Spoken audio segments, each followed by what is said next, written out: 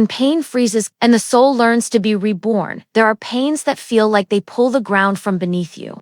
Experiences that break us so deeply that entire parts of us stay there, stuck in time, as if they may never return.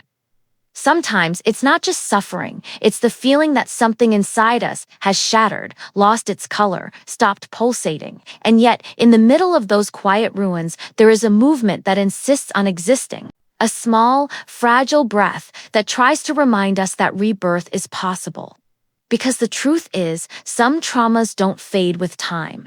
They only transform when they are seen, felt, held with care. And in that holding, the quiet miracle begins the creation of a new way of existing after the pain. Breathe. I'm right here with you. This is another Headspace Talks. Let's walk together. There are pains born from the unexpected, and pains born from those who promised to protect us. When someone who should have been our safe harbor becomes the source of the wound, something inside us breaks in a silent, profound way.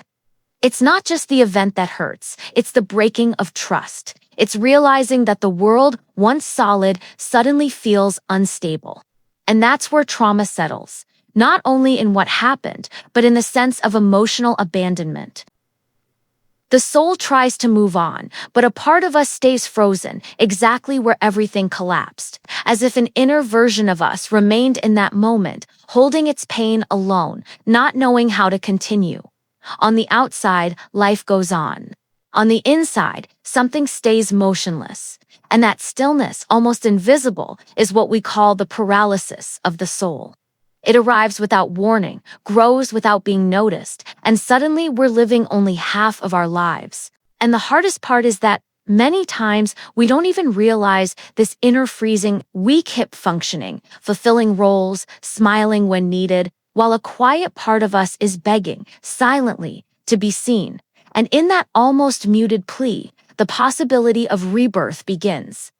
When the soul freezes, a voice appears inside us that isn't truly ours. A voice whispering harsh things. I shouldn't feel this. I need to be stronger. No one will understand. It tries to protect us, but ends up disconnecting us from ourselves.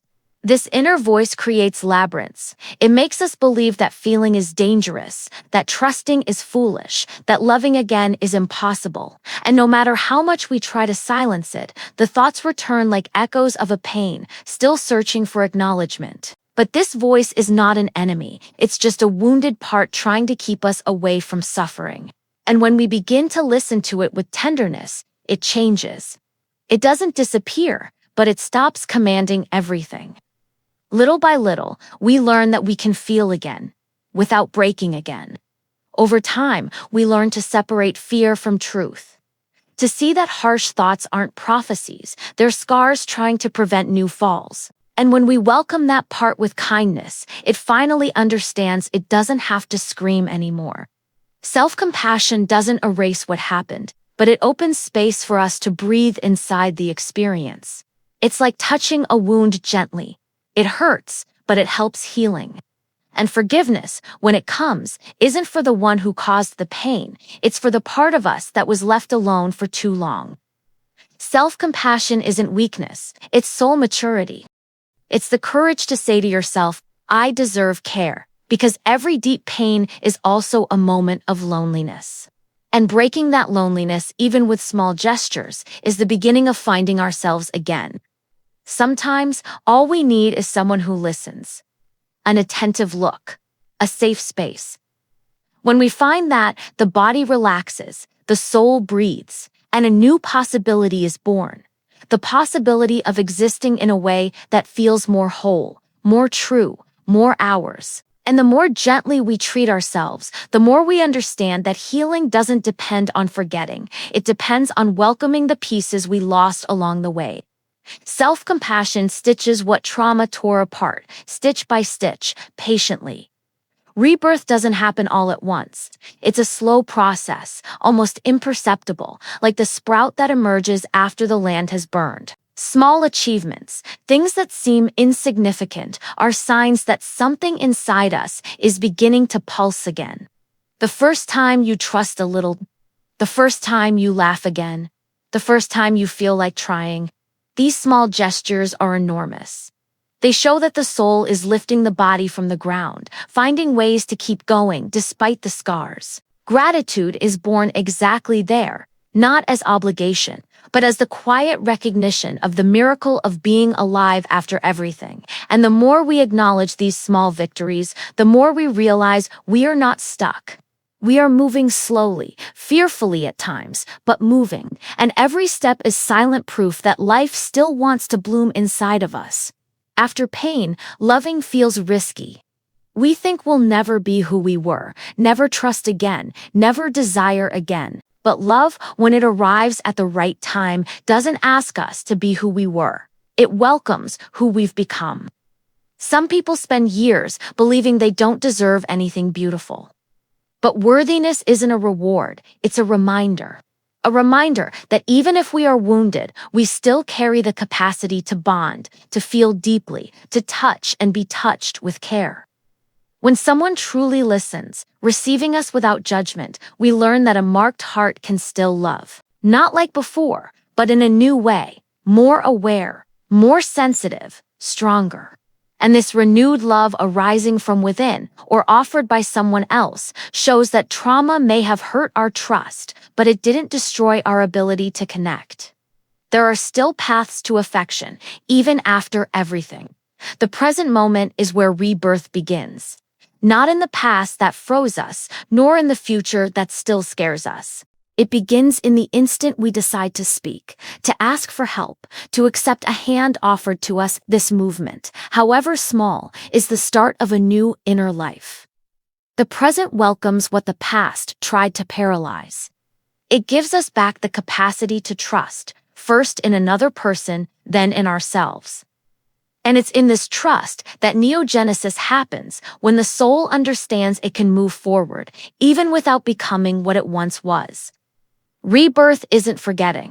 It's transforming, it's letting the pain stop being a hole and become fertile ground where something new can grow.